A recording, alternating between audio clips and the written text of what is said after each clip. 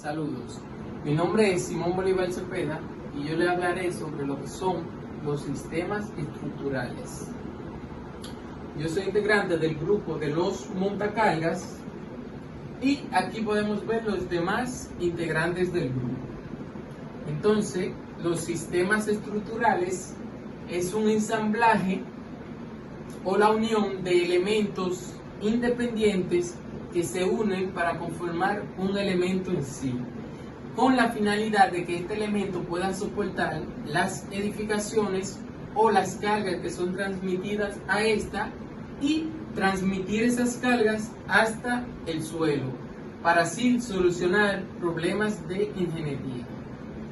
La manera en que se unen o se ensamblan estos elementos define el tipo de estructura y su capacidad final que tendrá. Entonces, aquí podemos ver lo que son los cables, que son elementos de acero, donde son flexibles debido a que su sección transversal es muy pequeña en comparación con la longitud de este. Por lo tanto, se utilizan para tracción o tensión. Y esta se dirige a lo largo del cable. Y esta fuerza de tensión se divide entre cada uno de los hilos que componen el cable, así que nunca esta fuerza pueda superar la tensión admisible por cada hilo de acero. Entonces aquí podemos ver los arcos, que cuando no es necesaria una cubierta plana, se puede utilizar la cubierta de arcos, ya que ésta requiere menos cantidad de materiales. Además de que esta tiene una gran capacidad de absorber las cargas con intervención mínima de flexión y de corte.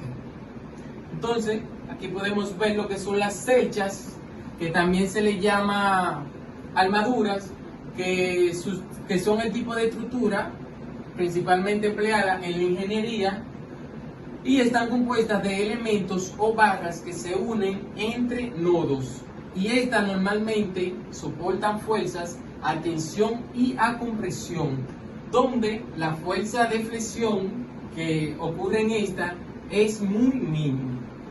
Entonces, aquí podemos ver también lo que son los tirantes, que son elementos constructivos generalmente de cables de acero, como anteriormente vimos con los cables, pero estos funcionan a tracción y a compresión y forman parte de una estructura con elementos distintos a este.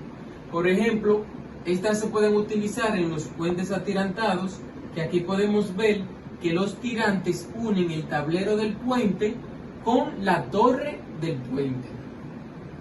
Entonces, también podemos ver lo que son los pórticos, que es la acción de dintel y pilares, y que estos modifican su grado de sustancial o de resistencia cuando se unen a las vigas o pilares de flexión. Y estos se comportan y estos son más resistentes tanto a las cargas verticales como a las horizontales. Entonces, por último, aquí podemos ver lo que son las columnas, que son un soporte vertical de forma alargada que soportan las fuerzas a compresión, y su principal función es la de soportar la estructura en sí. Por lo general, la sección transversal de las columnas es circular, y cuando es rectangular mayormente se le llama el nombre de pilares. Como por ejemplo, las columnas se clasifican de distinta manera según el vínculo que éstas tienen. Por ejemplo, en esta podemos ver que esta es una columna aislada, que es aquella que se encuentra separada de cualquier elemento vertical de la estructura. También están las columnas adosadas, que en cambio se sitúan de manera justapuesta al resto de los elementos de la estructura. Y por último está la columna embebida, que esta aparenta estar incrustada en los muros o paredes de la estructura. Y así finaliza mi parte de la exposición. Muy buenas a todos, mi nombre es Stalin Cornier. En esta ocasión les daré hablando de las losas, las vigas y las membranas. Las losas son elementos estructurales de dos dimensiones los cuales soportan cargas verticales o perpendicular a su eje. Estos elementos transmiten esas cargas en forma de fuerzas cortantes y momento flector. Las losas pueden ser construidas in situ y pueden ser prefabricadas en industrias que se dedican a esa labor. Los tipos de losa más comunes son las losas macizas, las losas de viguetas y bovedillas, las losas prefabricadas o espancres, las losas nervadas o reticuladas y las losas cero, la losa cero. Las losas macizas son un tipo de losa que viene hecha de concreto armado. Estas losas no tienen ningún hueco en su interior más que las instalaciones eléctricas y las instalaciones de tuberías de agua. Se utilizan más para claros cortos o claros pequeños. Se recomienda no más de 5 metros y su espesor es de alrededor de 9 a 12 centímetros o de 9 a 15 centímetros viene siendo su espesor. También tenemos otro tipo de losa que son las losas de vigueta y bovedilla. Estas losas son menos costosas, son más rápidos de ensamblar, requieren menos mano de obra y cubren claros más grandes, llegan a cubrir alrededor de 8 metros. Son más ligeras ya que tienen un hueco dentro de ella y en su parte superior tienen una malla metálica, la cual es cubierta con un colado de concreto posteriormente. También tenemos las losas prefabricadas o espancres. Este tipo de losa es parecida a la losa anterior, las losas de viguetas y bovedillas. Estas losas son ligeras, son también de rápido instalación. En este caso, estas losas requieren grúa para su instalación, ya que son muy pesadas. Viene un ancho de 1 metro y la longitud ya la determinaría el usuario, la persona, el ingeniero en este caso, encargado de la obra. Estos huecos son útiles para las instalaciones eléctricas y las instalaciones de tubería. Estas losas tienen una alta resistencia a pesar de sus huecos, y en este caso de las losas prefabricadas o espancres son losas que usan concreto simplemente para tapar los huecos que quedan entre cada losa y que no haya filtración. También tenemos las losas reticuladas o nervadas. Este tipo de losa no requiere de elementos verticales que soporten, o sea, como columnas que la soporten, porque ya tienen una rigidez suficiente para soportar la flexión. No requieren tampoco de vigas, más que vigas perimetrales que la soporten y la lleven la carga hacia el pórtico, que en este caso sería donde se usaría. Son comúnmente usadas en salones de clase, donde se requiere cubrir un área o un espacio muy grande sin que se pongan ningún soporte vertical que obstruya la vista de los alumnos ya sea hacia el profesor o hacia la pizarra. También tenemos lo que son las losas cero, que son un tipo de losa que llevan en su parte inferior una placa metálica, la cual se le llama placa colaborante, y más arriba tienen una rejilla de metal que va cubierta con un colado de concreto. Este tipo de losa es un poco más costosa que todas las anteriores. Son comúnmente utilizadas a nivel industrial y cubren grandes luces. Ahora vamos a hablar de las vigas. Las vigas son elementos estructurales de una dimensión, las cuales soportan cargas verticales o perpendicular a su eje. Estas cargas se procesan en forma en forma de fuerzas cortantes y momento flector. Las cargas que soportan las vigas mayormente son cargas que provienen de su propio peso, provienen de las losas y de los muros que están sobre estos. Los tipos de vigas que usamos aquí en República Dominicana son las vigas de concreto armado y las vigas de acero. Las vigas de madera no son muy usadas, pero son un tipo de viga que se usan para la construcción. Entre los tipos de viga de concreto tenemos la de sección rectangular y la de sección cuadrada. Entre las vigas de acero tenemos la que son de sección I o de sección H. Buenas tardes, mi nombre es Dalvin José de la Cruz María. Soy un integrante del grupo de estructura de los montacargas de la sección 4 y en este momento le estaré hablando de lo que son las bóvedas cilíndricas y cúpulas o casquetes esféricos. Cuando hablamos de las bóvedas cilíndricas, tendríamos que tener en cuenta de que estas se originaron para darle solución a lo que podríamos decir dos problemáticas que se encontraban en dicha época.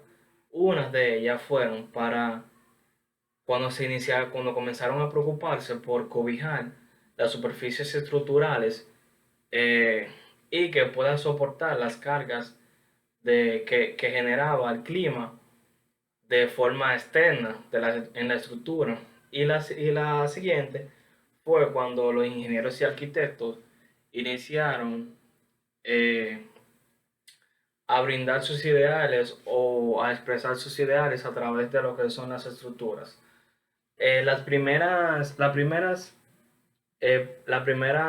bóveda propiamente dicha fue la bóveda de cañón o la directriz semicircular, que surge como una sucesión de arcos,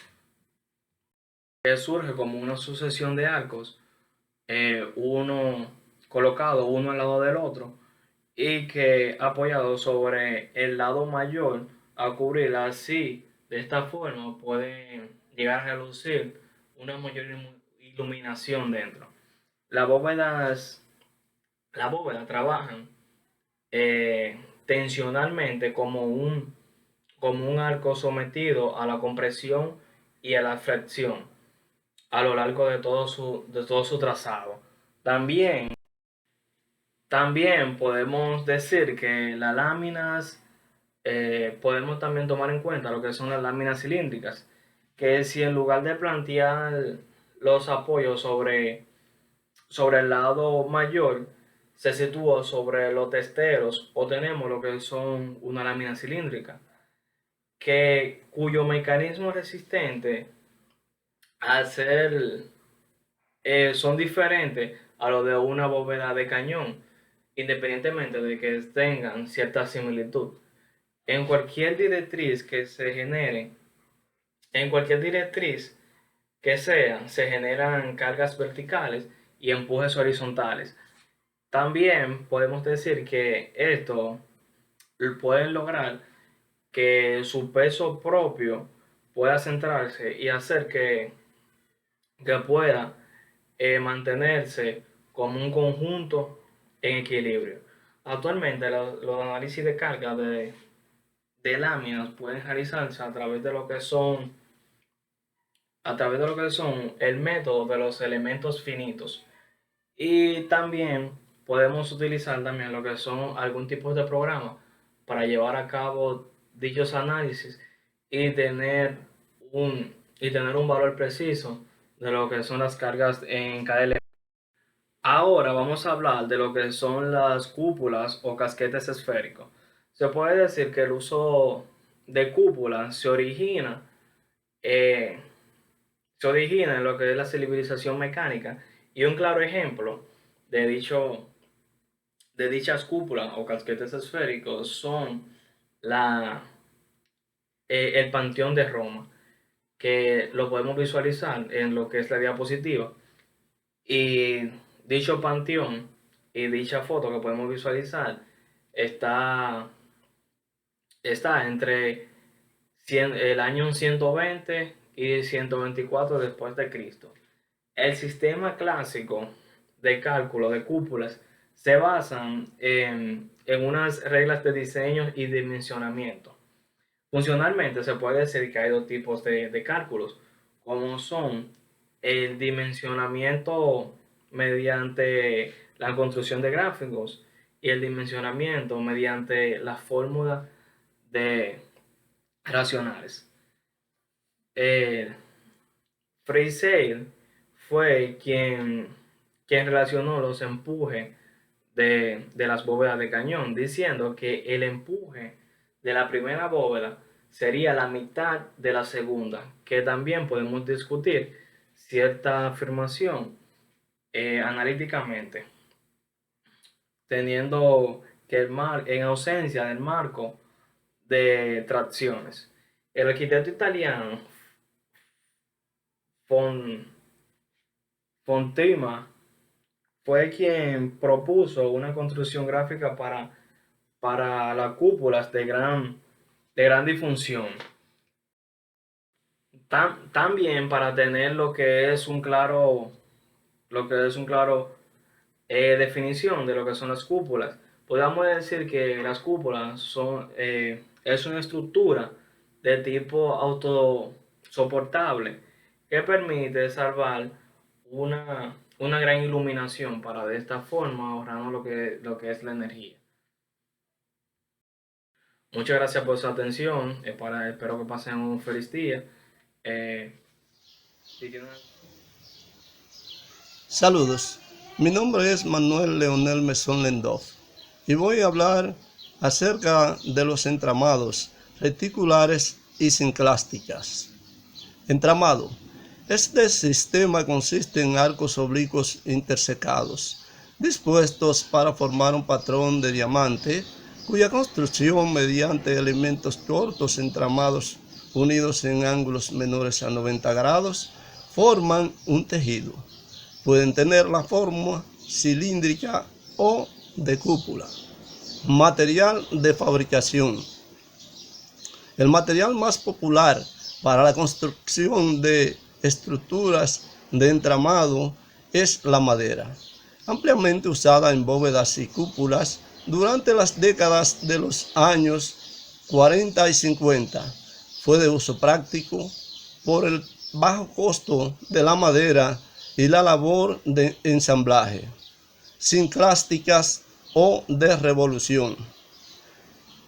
Las superficies sinclásticas son similares a las cúpulas en cuanto a la forma, pero se diferencian por su capacidad para resistir esfuerzos de tracción, ya que transfiere las cargas a los apoyos por tracción, compresión y corte.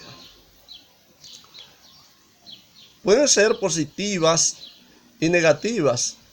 Son positivas cuando están dirigidas las curvas hacia arriba y son negativas cuando son opuestas.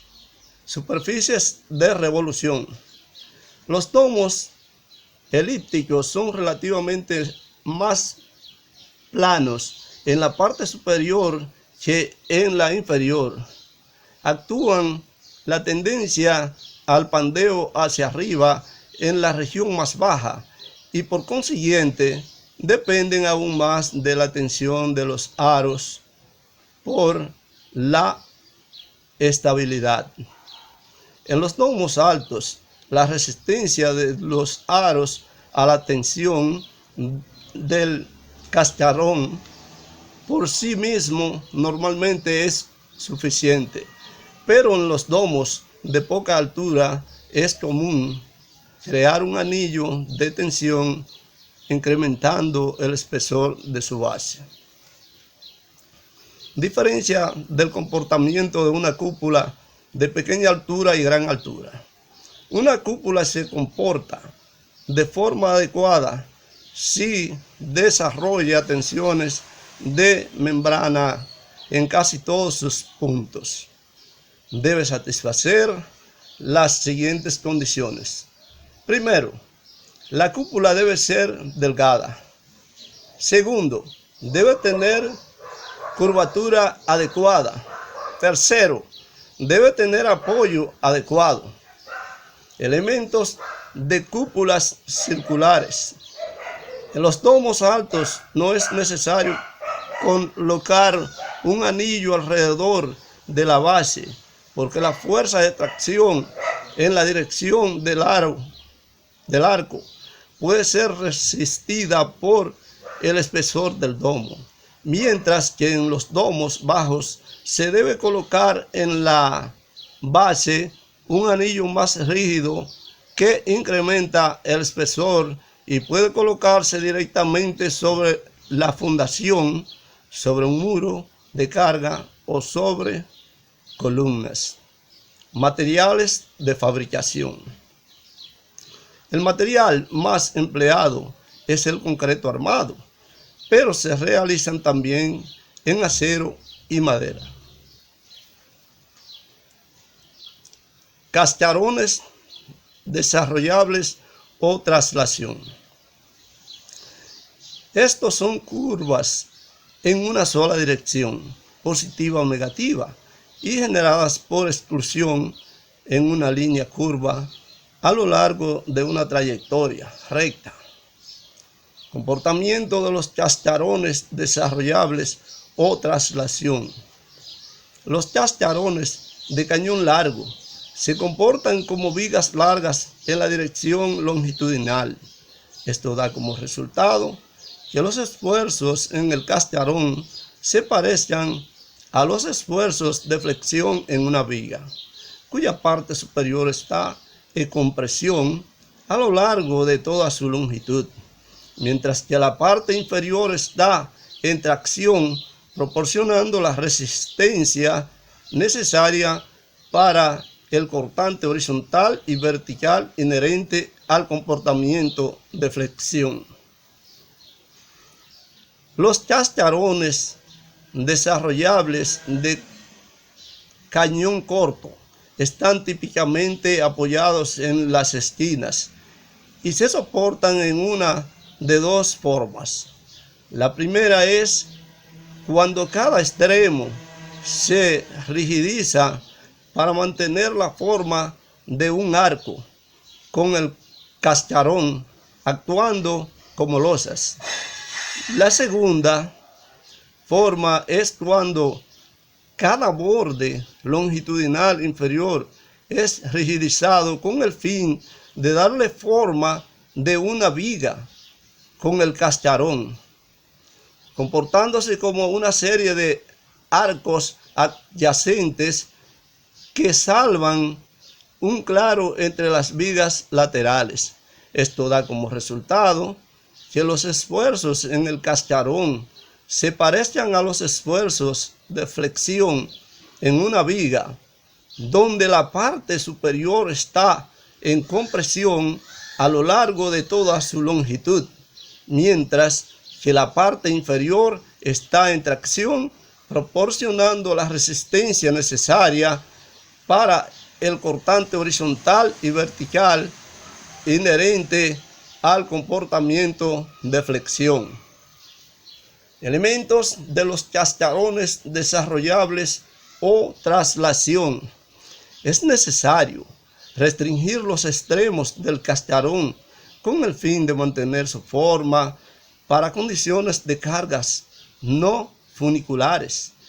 Esto, por lo común, se logra ya sea rigidizando los extremos, engrosándolos en arcos sobre columnas de soporte y agregando varillas de conexión para resistir el empuje lateral, o usando muros de carga en los extremos, los cuales proporcionan soporte vertical, mantienen la forma de los extremos del cascarón y se comportan como muros de corte para resistir el empuje hacia afuera. Esquema del comportamiento de las cáscaras de cañón largo. La acción de arco del cascarón de cañón largo. Ocurre a lo largo de toda su longitud, desarrollando un empuje hacia afuera.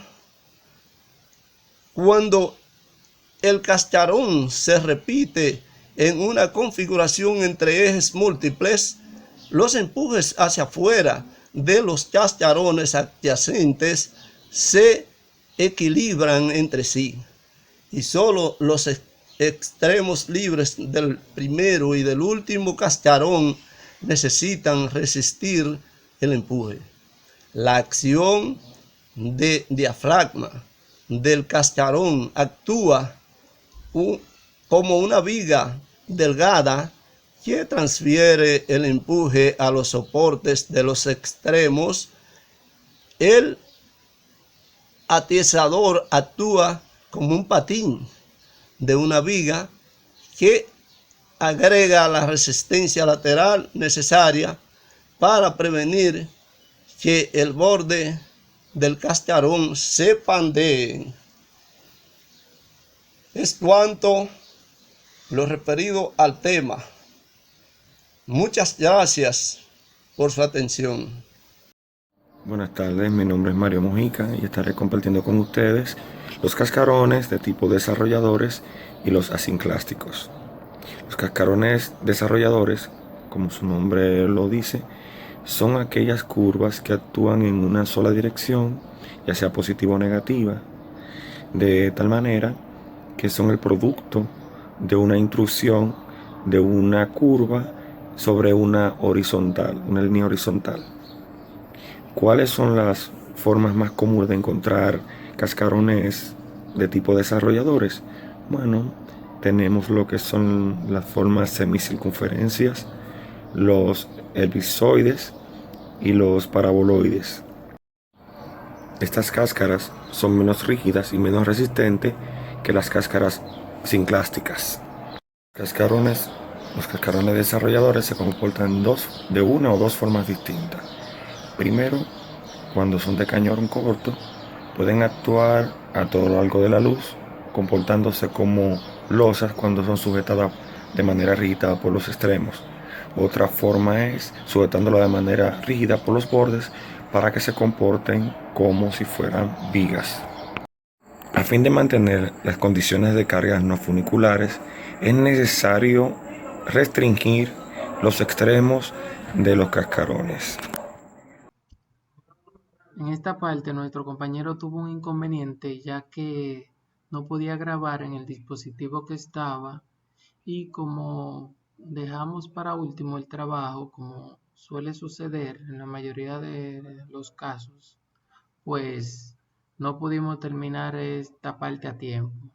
Entonces, además, él tuvo un inconveniente sobre un familiar que falleció por culpa de esta enfermedad, de esta pandemia que está arropando el mundo. Entonces yo continuaré la parte que a él le faltaba. Aquí podemos ver que los muros son elementos destinados a soportar cargas o cerrar y dividir espacios, cuyo espesor es siempre menor que su altura y su longitud. Este es uno de los elementos constructivos que más ha evolucionado dentro de los sistemas estructurales, ya que hay varios tipos de muros. Entonces, las zapatas es un tipo de cimentación superficial, normalmente aislada, que puede ser empleada en terrenos razonablemente homogéneos y de resistencias a compresiones medias o altas. Consisten en un ancho prisma de hormigón o concreto situado bajo los pilares de la estructura, donde su función es la de transmitir al terreno las tensiones o todas las cargas que son ejercidas sobre estas y se someten o se transmiten al terreno del suelo. Entonces, cuando no es posible emplear las zapatas, se debe recurrir a cimentaciones por pilotajes que se hacen a grandes profundidades o se utilizan losas de cimentación. Muchas gracias por su tiempo y espero que la pasen bien.